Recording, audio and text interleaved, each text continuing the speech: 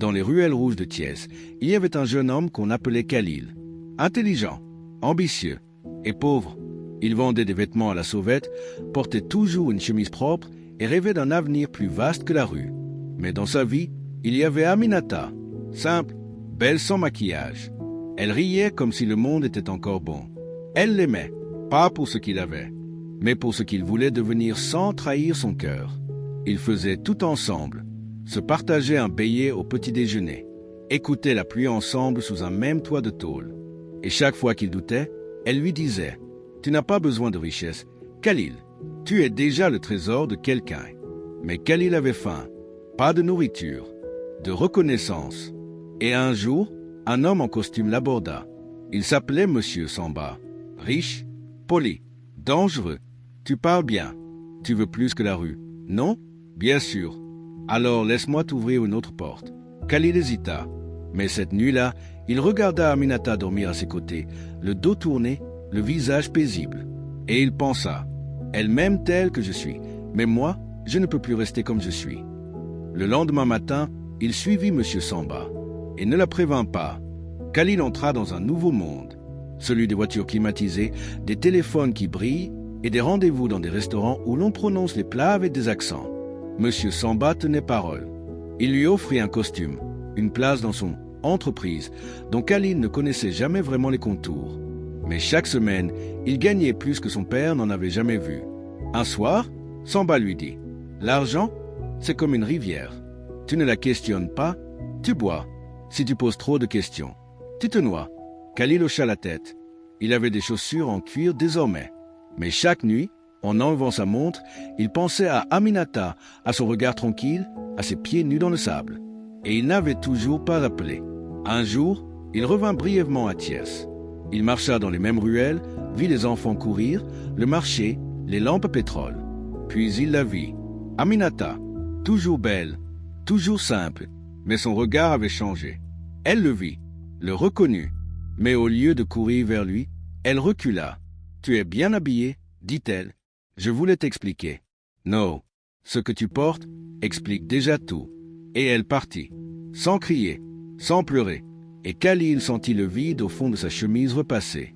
Khalil ne revint pas à Thiès, pas parce qu'il ne voulait plus, mais parce que chaque fois qu'il y pensait, quelque chose en lui se contractait, comme un muscle qui refuse de revivre la douleur.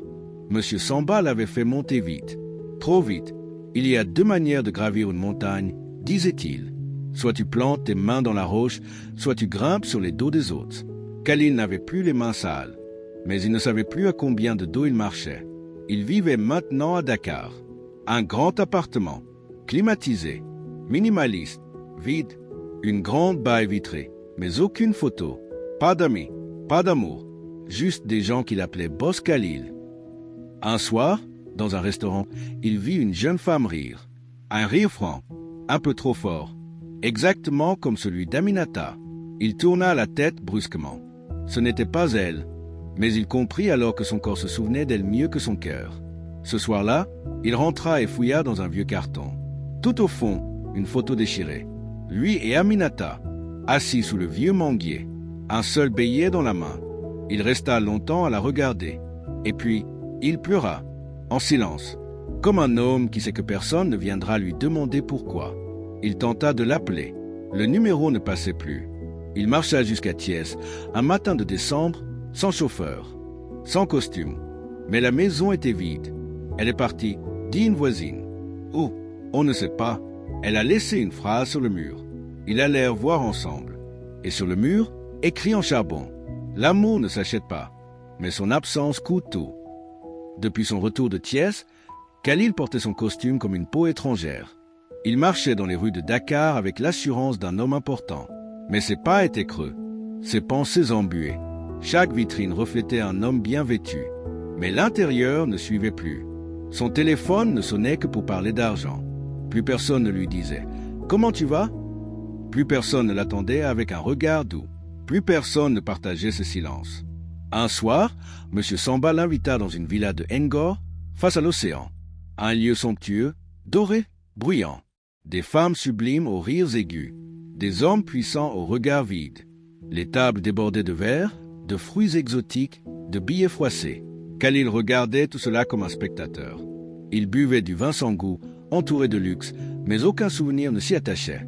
Il s'approcha de Samba, adossé à une statue de marbre. « Tu sais, Khalil, tu es un exemple. Tu étais personne. Maintenant tu es... ça... » Samba ouvrit les bras. « Regarde autour de toi. Tout le monde te respecte. T'es puissant. » Khalil resta silencieux. Puis, calmement, quand j'étais personne, quelqu'un m'aimait. Samba le fixa. Le sourire baissa légèrement. « Tu veux redevenir pauvre? C'est ça ?» Khalil haussa les épaules. « Je veux juste ne plus être vide. » Cette nuit-là, il sortit sur la terrasse. L'océan s'étalait comme un grand drap noir sans fin. Le vent fouettait son visage. Il ferma les yeux et murmura. « À quoi sert de posséder une tour si personne n'en pousse à porte le soir ?» Le lendemain matin, Khalil se présenta dans les bureaux centraux de Samba. Le lieu avait toujours été flou, discret, opaque. Mais cette fois, Khalil voulait des réponses. Il entra dans le bureau, la voix ferme. « Je veux savoir, on vend quoi exactement ici? Qu'est-ce que je signe tous les jours ?» Samba le fixa, immobile. Puis, sans un mot, il lui tendit un dossier. Khalil l'ouvrit. Des transferts louches, des papiers aux noms modifiés, des photos, des gens disparus, des visages jeunes, trop jeunes, des trafics. Il recula, choqué. « C'est ça ton empire ?» Samba referma le dossier d'un claquement sec. « Tu poses la question quand tu as déjà tout goûté. C'est trop tard pour les remords ?» Khalil. Le soir, Khalil rentra chez lui. Mais rien n'était comme avant. L'appartement était vidé. Chaque pièce sonna creux. Même les murs semblaient plus froids. Son compte bancaire, bloqué. Ses cartes, refusées. Il ouvrit la porte de la salle de bain. Et sur le miroir, écrit en lettres épaisses, rouges. « Tu voulais le monde. Tu l'as eu. Sans personne dedans. » Et à ce moment précis, il sut, il ne possédait plus rien. Même pas lui-même. Khalil n'avait plus rien. Plus de comptes, plus d'alliés. Même Samba avait disparu, comme si l'Empire n'avait jamais existé. Il resta enfermé plusieurs jours dans son appartement vide, allongé au sol, les yeux fixés au plafond. Il ne pleurait plus. Il attendait de comprendre s'il était encore vivant. Un matin, il se leva. Pas par force, par instinct. Il marcha pendant des heures dans Dakar, sans destination. Les rues bruyantes, les klaxons, les vendeurs, tout lui paraissait flou, comme si le monde avançait sans lui. Puis, dans une petite rue qu'il n'avait pas empruntée depuis des années, il vit une école. Et devant l'école, un groupe d'enfants riait. Mais l'un d'eux avait les yeux d'Aminata. Il s'arrêta net. Le petit garçon le regarda longuement, sans peur, puis courut rejoindre une femme à quelques mètres. Aminata, elle était là, avec un foulard bleu, un panier d'oranges, un sourire calme. Elle le vit, et cette fois, elle ne recula pas. Mais elle ne s'approcha pas non plus. Elle resta là, droite, fière, silencieuse. Khalil s'avança lentement. Il sentit ses jambes trembler. « Aminata » murmura-t-il. Elle inclina la tête comme on le fait à un fantôme. « Je savais que tu reviendrais, mais je savais aussi que tu serais vide. » Il baissa les yeux. « C'est ton fils ?» demanda-t-il. Elle ne répondit pas. Elle prit doucement la main de l'enfant et dit simplement « Les gens qu'on aime, on les regarde partir, mais on ne court pas après eux. » Puis elle tourna le dos et s'éloigna. Le garçon se retourna une dernière fois vers Khalil et sourit. Un sourire que Khalil connaissait par cœur. Cela faisait exactement 1320 jours que Khalil avait quitté Thiès sans prévenir. Et chaque matin depuis, qu'elle part entre le bruit des klaxons, les miroirs sans reflet et les billets qui ne regardaient même plus, il pensait à Aminata, pas comme on pense à un souvenir, mais comme on écoute une chanson qu'on n'a jamais su finir. Depuis leur dernière rencontre silencieuse devant l'école, il n'était pas retourné là-bas. Il avait marché longtemps dans Dakar ce jour-là, comme un homme sans peau, sans voix, sans place. Et puis il avait disparu. Pas pour les autres, pour lui-même. Il avait fini par s'installer près du port. Un quartier où personne ne posait de questions. Où les visages changent selon l'heure. Où la poussière colle aux rêves. Il avait trouvé un petit atelier fermé depuis des années. Le mur portait encore les traces d'un ancien nom effacé. Il n'avait pas repeint. Il n'avait pas changé la porte. Il avait juste réparé la serrure et ouvert les volets. Dans cette pièce étroite, il installa une vieille table, quelques outils et une chaise bancale. Pas d'enseigne, juste une habitude. Les gens venaient avec des objets brisés. et il essayait de leur redonner forme. Pas pour l'argent, mais pour se rappeler qu'on pouvait réparer les choses.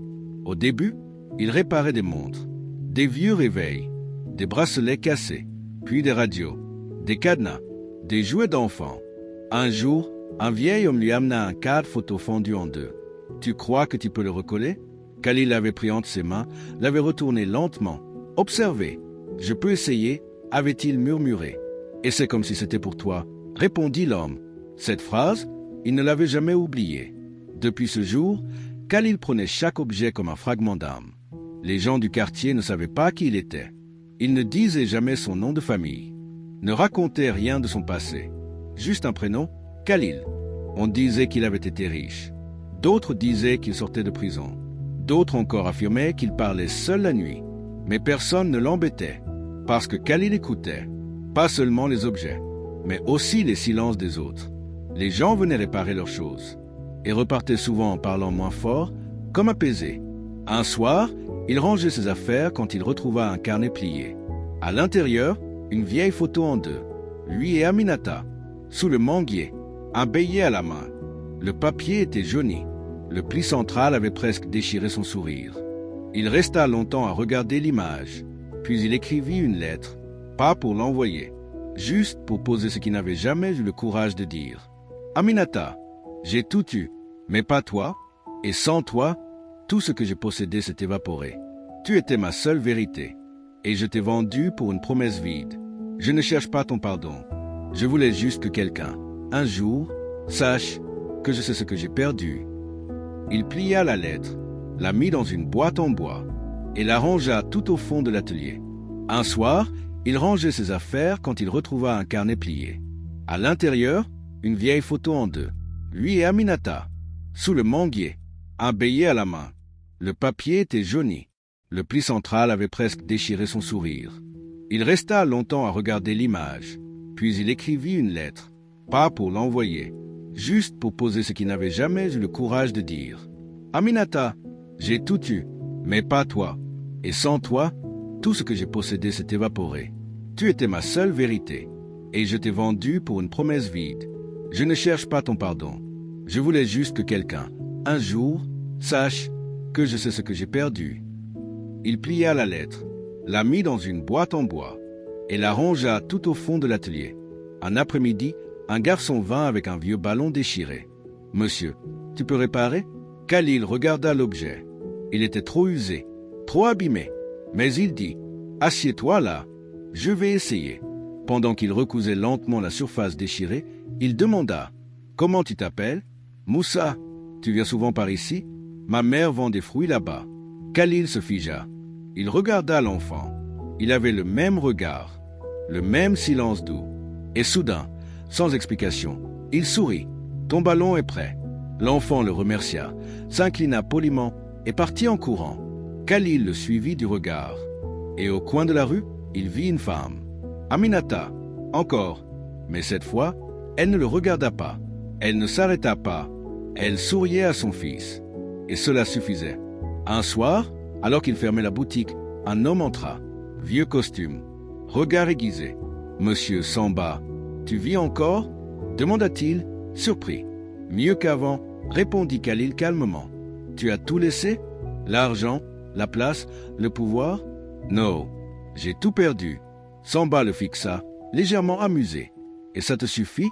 Khalil rangea doucement ses outils. « Tu sais ce que j'ai découvert, Samba? Dis-moi, quand on répare un objet, il ne redevient jamais comme avant. Mais parfois, il devient plus précieux, parce qu'il porte les traces de ce qu'il a traversé. » Samba hocha lentement la tête, puis tourna les talons. Il ne revint jamais. Parfois, la nuit, Khalil rêve encore. Il rêve du toit de tôle, de la pluie, du beignet partagé, du rire d'Aminata dans le silence du matin. Et dans ses rêves, il n'est pas riche. Il est heureux. Alors il se réveille, ouvre son atelier et sourit doucement. Pas parce qu'il a tout, mais parce qu'il sait ce qu'il a perdu. Et il a enfin le courage de le porter. Il n'a jamais reconquis Aminata. Il ne l'a jamais revue vraiment. Mais il a appris à devenir un homme dans l'absence d'amour qu'il avait trahi.